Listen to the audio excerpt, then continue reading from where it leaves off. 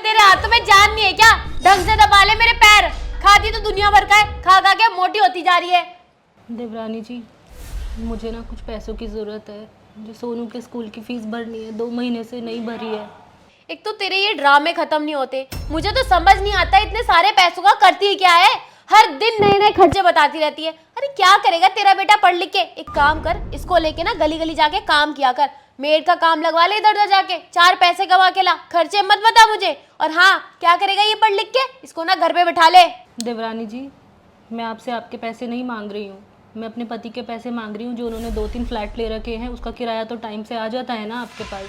मुझे प्लीज़ उसमें से पैसे दे दीजिए आप। बहुत अपना पराया नहीं करने लग गई है तू। और तेरी जानकारी के लिए मैं बता दूं, वो जो तेरे पति के फ्लैट थे ना, पति तो तेरा मर के चला गया है, तो अब उन पे किसका हक है? मेरे पति का, यानी कि मेरा। अब मैं हूँ मालकिन, मेरे हिसाब से चीजें चलेंगी। अपना दिमाग चलाना बंद कर। और इतना ही शौक है ना अपने उस बेटे को पढ़ाने का, तो जाके भीख मांग, या फिर लोगों के घर पे जाके ना झाड़ू पोछा कर, बर्तन कर, 4 पैसे कमा और अपने बेटे को पढ़ा। वैसे तो कोई फायदा है नहीं, पति तो मर गया है तेरा। देवरानी जी, अगर मेरी जगह कोई आपके बच्चे के साथ ऐसा करता तो? उसकी ना जबान खींच लेती, हाथ पैर तोड़ देती। और मेरे बच्चे तक तू पहुंच कैसे रही है? एक बार खुद को देख और एक बार मुझे देख। आई बड़ी मुझसे कंपटीशन करने वाली। तू ना ऐसे नहीं मानेगी। तेरे को इस घर में मैंने जगह दे रखी ना, 2-4 रोटी खाने को दे रखी है, तो तेरे दिमाग ना हवा में हो रखा है। अभी रुक, तुझे बताती हूँ। इस घर से निकाल देती हूँ आज तुझे मैं।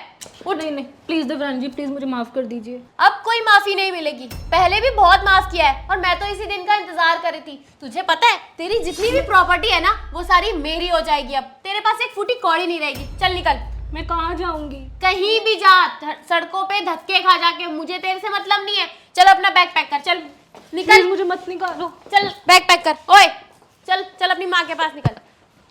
दिमाग खराब करके रखा है माँ बेटों ने। पैसे चाहिए, हराम के पैसे आते हैं ना।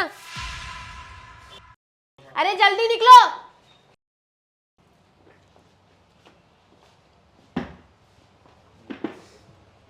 आज के बाद अपनी शक्लें मत दिखा देना तुम दोनों। सही है, चली गई। जब देखो दिमाग खराब करती रहती थी।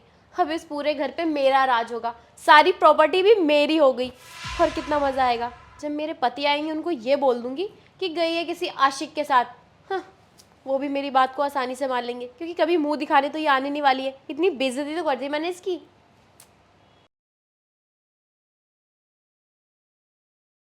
भाभी जी, भाभी आप कहाँ जा रहे हो?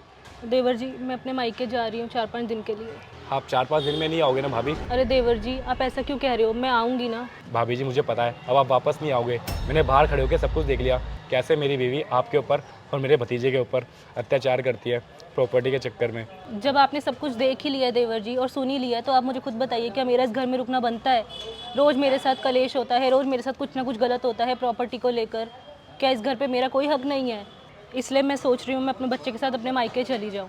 मैं रोज़ रोज़ ये सब नहीं बर्दाश्त कर सकती। इन सब कलेशों से मेरे बच्चे के फ्यूचर पे भी बहुत गलत असर पड़ रहा है, इसलिए मैं सोच रही हूँ कि मैं अपने घर ही चली जाऊँ। भाभी जी आप बात तो सही कह रहे हो, इससे काफ़ी गलत असर पड़ रहा होगा उसके ऊपर। पर भाभी जी आप एक काम कीजिए, मेरे साथ चलिए, मैं उसको समझाऊंगा। नहीं नहीं देवर जी, आप जाइए प्लीज़। मैंने बोला ना भाभी जी, आप मेरे साथ चलिए, मेरे ऊपर भरोसा रखिए, मैं उसको सबक सिखाऊंगा। चलिए आइए।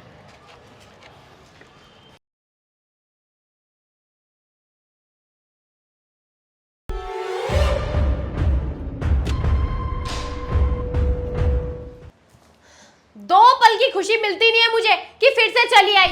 एक बात बता, अभी तेरी इतनी ज्यादा बेइज्जती करी है मैंने, उसके बावजूद मुंह उठा के चली आई। शर्म नहीं है क्या तेरे अंदर? बिल्कुल निकल जा इस घर से, वरना तुझे मैं धक्के मार के निकालूंगी। धक्के मार के? इनको नहीं, धक्के मार के मैं तुमको निकालूंगा।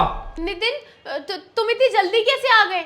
मैं अपने एक ऑफिस की फाइल भूल गया था, वो लेने के लिए घर पे आया था। अच्छा हुआ नितिन तुम आ गए। तुम्हें पता है जेठानी जी मेरे साथ कितने अत्याचार करती है, मुझे मारती पीटती है, और पता है ये बोल रही थी कि सारी प्रॉपर्टी ये खुद लेना चाहती है। नितिन, तुम्हारी भाभी ना बहुत बदतमीज है, और घर पे पता नहीं किन किन लड़कों को बुलाती रहती है, पता नहीं उनके साथ क्या क्या करती है। नितिन देखो, मेरी कोई गलती नहीं है, सारी गलती तुम्हारी भाभी की है। अपनी बकवास ना बंद करो, मुझे सब पता है इस घर में क्या चल रहा है, कौन किसको सता रहा है, कौन किसके ऊपर अत्याचार कर रहा है, और अफेयर किसका चल रहा है। बाहर खड़े होके ना मैंने सब कुछ सुन लिया और सब कुछ अपनी आंखों से देख लिया, कैसे तुम मेरी भाभी के ऊपर अत्याचार कर रही हो।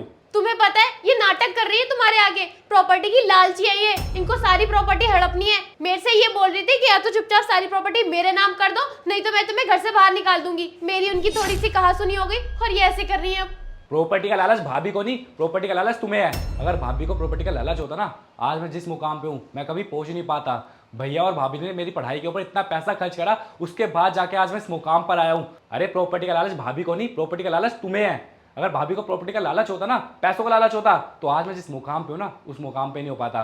भाभी ने ना मुझे पैसे दे के पढ़ाई करवाई, कोचिंग की फीस भरी, भैया ने मेरे को इतना सपोर्ट करा, तब जाके आज मैं यहाँ पे पहुंचा हूँ। तुम भाभी को जानती क्या हो?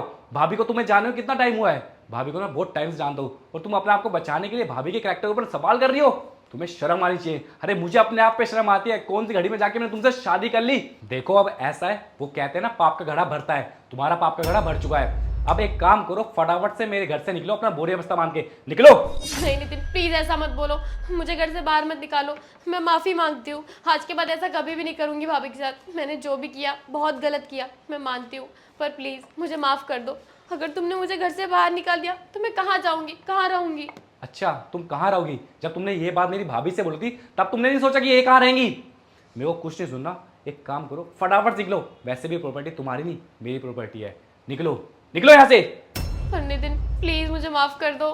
मैंने बोला ना निकलो मेरे घर से, निकलो।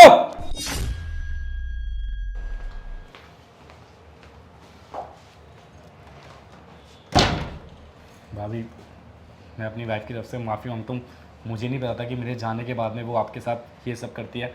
और रही बात प्रॉपर्टी की, तो मुझे प्रॉपर्टी का बिल्कुल भी लालच नहीं है। मैं सारी अपनी प्रॉपर्टी का जो हिस्सा है सोनू के नाम कर दूंगा। नहीं नहीं देवर जी, आपको पता है कि मुझे प्रॉपर्टी का कोई लालच नहीं है, इसलिए हम एक ही परिवार है, हम सब मिलजुल कर रहेंगे। आप प्लीज़ बैठिए, आप अभी ऑफिस से आए हैं, मैं आपके लिए कुछ खाने के लिए बना के लाती हूँ। ठीक है, आप ये बैग मुझे दीजिए।